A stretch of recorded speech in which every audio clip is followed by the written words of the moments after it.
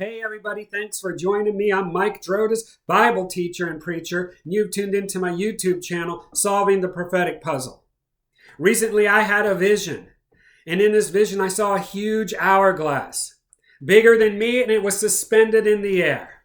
I stood before this hourglass, and I looked as sand traveled from the top to the bottom, marking time. I looked at the bottom, and it was filled with sand. Then I looked to the top, and there was not much sand left. There was a little sand. I heard a voice inside my head, inside this vision, and the voice said, "Time is almost up." I began to pray about this and meditate about this, and now I'd like to share with you some insights that I got from this vision of the hourglass. The hourglass that I saw, the timer that I saw, is not a countdown to the end of the ages.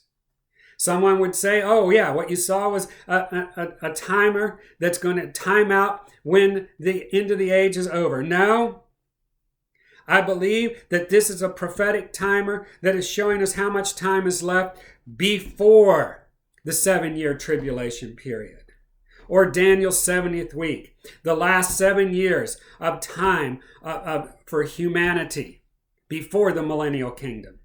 We are not there yet. We are not in the tribulation period. We don't need a timer for the tribulation period. We know it lasts 7 years. We are in the time before the tribulation period.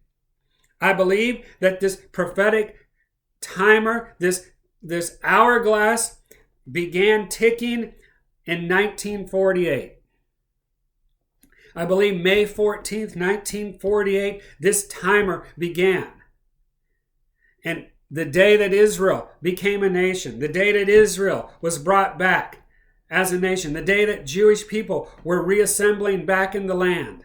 Since May 1948, we have seen Bible prophecy accelerate. We have seen things happen that prophets of old foretold would happen in the last days. And so, of course, people are constantly wondering, where are we at in this prophetic timeline? What hour is it? How close are we to the rapture? How close are we to the tribulation period? How close are we to the Lord coming up? How close are we to the millennial kingdom? We want to know, and the disciples wanted to know the same thing. In Matthew chapter 24, Jesus gives us a clue as to where we're at in the prophetic timeline. Matthew chapter 24, verse 1. Then Jesus went out and departed from the temple, and his disciples came up to show him the buildings of the temple. And Jesus said to them, "Do you not see all these things? Assuredly I say to you, not one stone shall be left here upon another, that shall not be thrown down." Jesus was at the great temple on the Temple Mount in Israel, and the disciples were admiring this temple. And Jesus told them that there would come a day when this temple would be totally torn down, and not one stone would be left upon another stone. Of course, the disciples were perplexed, and they wanted to know more. In verse 3, now as he sat on the Mount of Olives, the disciples came to him privately and said, "Tell us, when will these things be? And what will be the sign of your coming and of the end of the age?" They had questions. They wanted to know, when are you coming back? When are you going to set up your kingdom? When are these things happening? What hour are we at? How close is it? They wanted to know these things. Jesus begins to explain in verse 4. And Jesus answered and said to them, "Take heed that no one deceives you. For many will come in my name, saying, 'I am the Christ,' and will deceive many." Jesus told them back then that there would be people that would do this, and we are seeing this happen once again in our age, in our time. There are people right now on the earth gathering followers and telling the people that they are the Christ, that they are the one that the Bible is talking about. And there are people believing this. They've been deceived. Verse 6. And you will hear of wars and rumors of wars. See that you are not troubled, for all these things must come to pass, but the end is not yet. We are experiencing wars and rumors of wars as I speak. Nations are rising up against nations.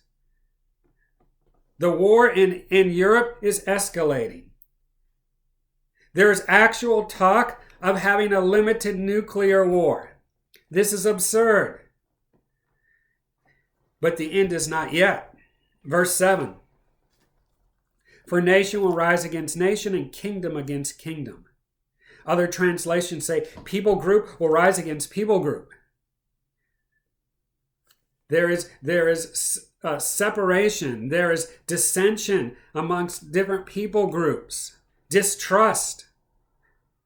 We are seeing that divisiveness occur more and more throughout the world.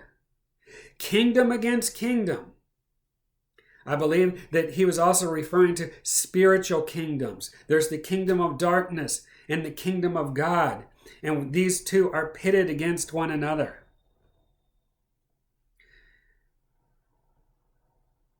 There will be famines, pestilence, and earthquakes in various places.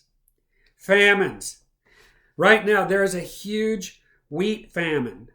The world has a few months of wheat in reserves.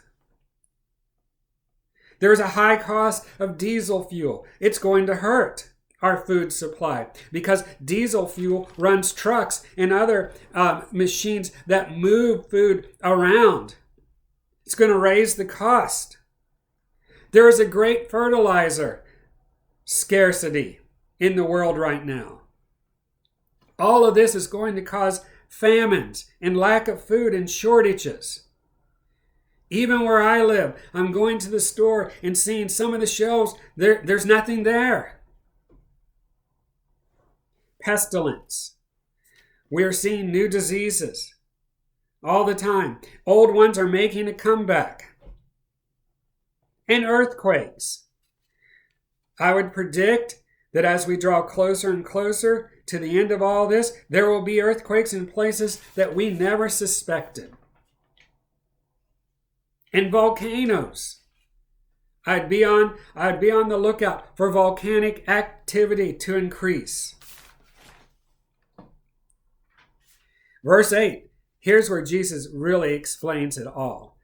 All these are the beginning of sorrows. Or another translation says, all these are the beginning of birth pains. Birth pains occur when a woman is getting ready to deliver a baby. As the birth pains become more frequent and more intense, that means the baby delivery is getting closer and closer. In these days, we've always seen wars, we've always seen volcanoes, we've always seen famines, pestilence, but they are becoming more frequent and more intense, month after month, year after year. That's where we're at. We're in the last stages of these birth pains. The sand of the prophetic hourglass is almost out. There's just a little time left. It always seems, I used to play with those little hourglasses when I was a kid, these egg timers or whatever. It always seems that when it gets near the end of these timers, that the last bit of sand moves faster. That's where we are at. We're getting ready to have an escalation of all these birth pains like we've never experienced. This summer, June, July, August, part of September, is a setup for something that's going to come in the very, very near future. This summer will be very trying times for the world. Get ready for an escalation of birth pains.